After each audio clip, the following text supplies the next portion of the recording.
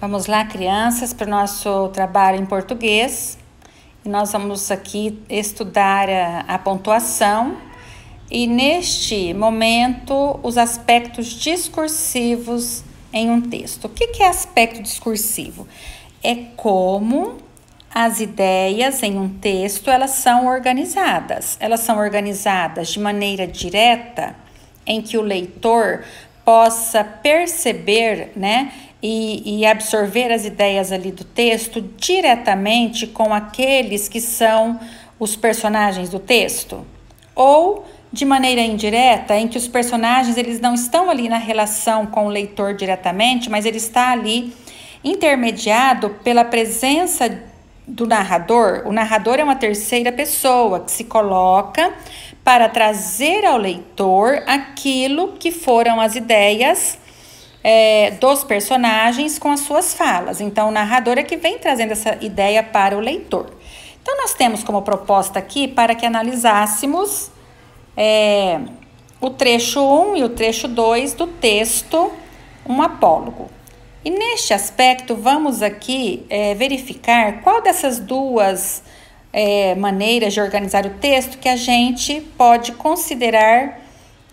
O que a gente acha sobre essas duas maneiras, sobre esses modos de organizar o texto?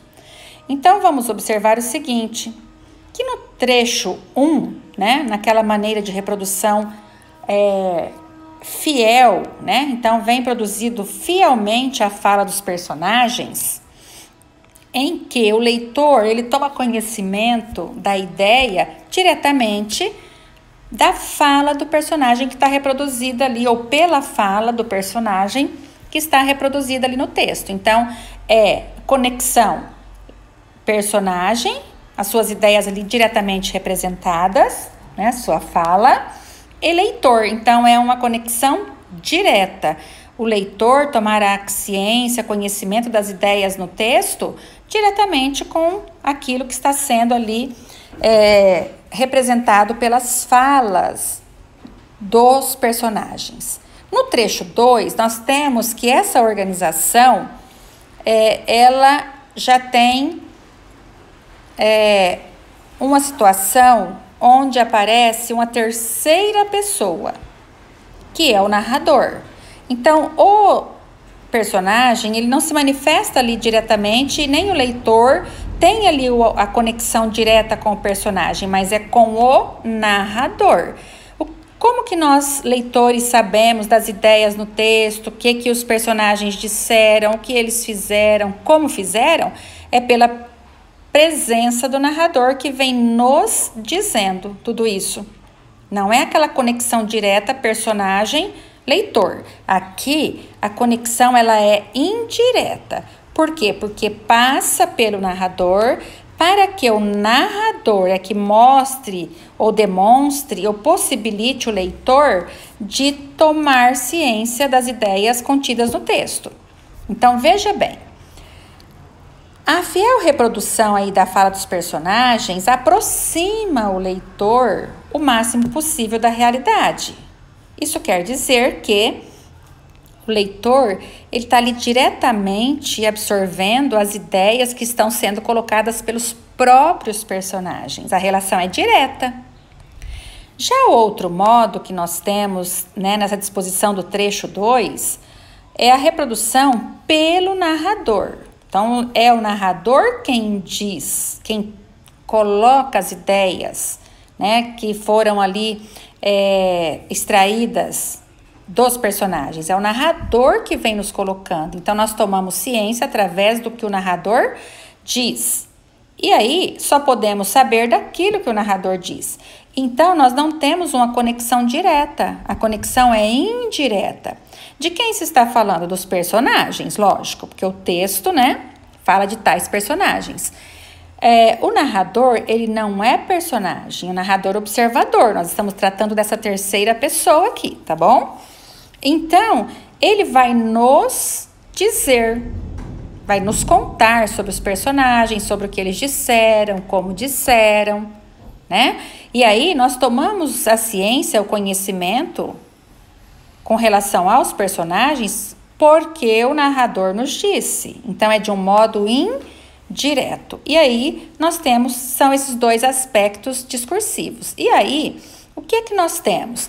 Que isso se resulta no discurso direto, que é quando o leitor, ele se torna mais próximo possível da realidade, ou seja, da história, dos fatos lá da história, dos acontecimentos, porque ele está conectado diretamente àquilo que os personagens dizem, tá certo? Que é a fala dos personagens. Agora, quando tem a presença do narrador, nós temos essa pessoa aí no meio, que antes eram duas pessoas, o personagem e o leitor. Agora é o personagem, porque é ele que faz parte da história.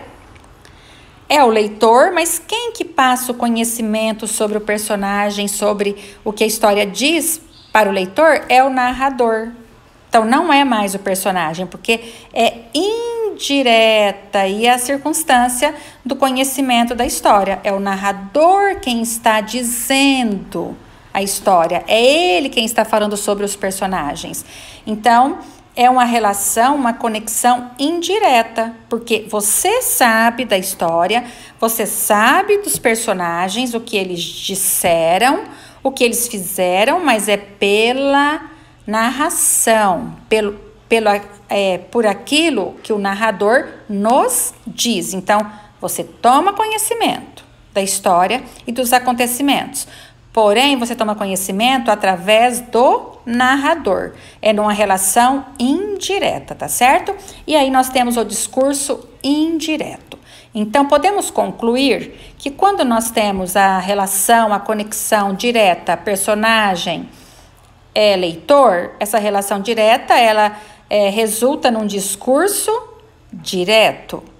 E quando, então, nós temos a presença de uma terceira pessoa, em que o que sabemos e o que conhecemos da história é através daquele que conta a história para nós, ele não faz parte lá, ele não é personagem, então ele está narrando a história, é a presença da terceira pessoa que passa para nós aquilo que ele sabe, né? Que ele conhece sobre a história. E nós tomamos ciência a partir dele. Então, aqui é uma relação indireta, que é preciso de uma outra pessoa aí neste meio para passar aí os conhecimentos sobre a história para nós. Então, aí nós temos um discurso indireto.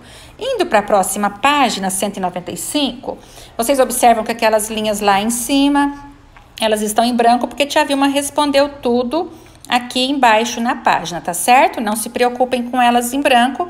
E se vocês escreveram, normal, sem problema. E aqui nós vamos para a questão 3. Com base naquilo que nós falamos anteriormente, é para que vocês tivessem identificado aí qual o discurso empregado no trecho 1 e no trecho 2. No trecho 1, vamos lá, trecho 1. O discurso aqui é direto entre personagem e leitor? Ah lá, eu estou lendo a fala do personagem, porque foi reproduzido ali fielmente o que ele disse. Então, o que eu sei ali daquele trecho é o que ele disse, não tem ali presença de ninguém. Então, é direto, não é? Então, ali no trecho 1, o discurso ele é direto. E vamos lá para o trecho 2. No trecho 2, tem indicação? O personagem está falando ali? Não, não está. Aqui tem o narrador que está nos dizendo a história sobre os seus acontecimentos, os seus personagens, o que eles disseram. Então, é uma conexão indireta. Eu estou tomando conhecimento da história através do que o narrador está dizendo. E aí, então, nós temos que o trecho 2 é o discurso indireto. Ele foi organizado através do discurso indireto, tá certo? E vamos para a questão 4. Na questão 4, nós temos que, para que apresentemos aí a reflexão que nós, no caso, né, a Tia Vilma fez aqui falando com vocês e colocando aqui para todos, né? Ou seja, dizendo o que foi que nós vimos, o que nós aprendemos, o que nós verificamos ao refletirmos sobre isso. Então, nesta reflexão, nós podemos dizer o seguinte: claro que vocês não deverão ter escrito exatamente como eu, mas a ideia de vocês tem que estar em consonância com o que eu estou colocando aqui. Ou seja, ter o mesmo teor, estar no mesmo contexto, dizendo a mesma coisa, de outro modo, mas que a ideia seja a mesma.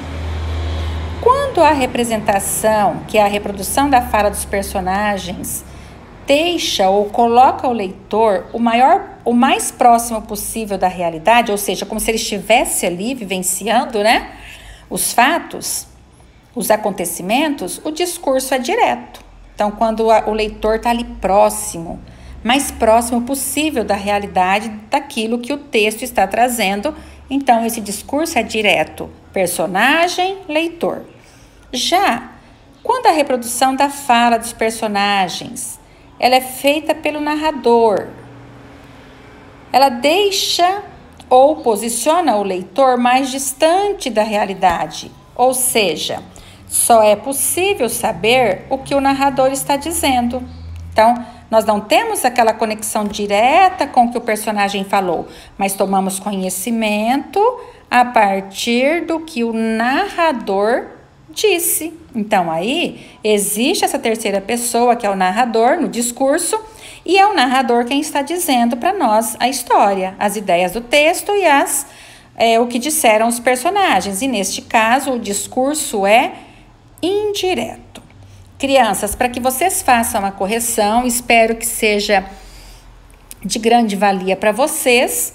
Lembrando que não tem que escrever do jeitinho com as colocações da tia Vilma, mas que tenha que existir aí naquilo que vocês fizeram a concepção, né, da ideia correta, que vocês estejam falando aí no mesmo contexto, certinho? Um grande beijo, boa correção!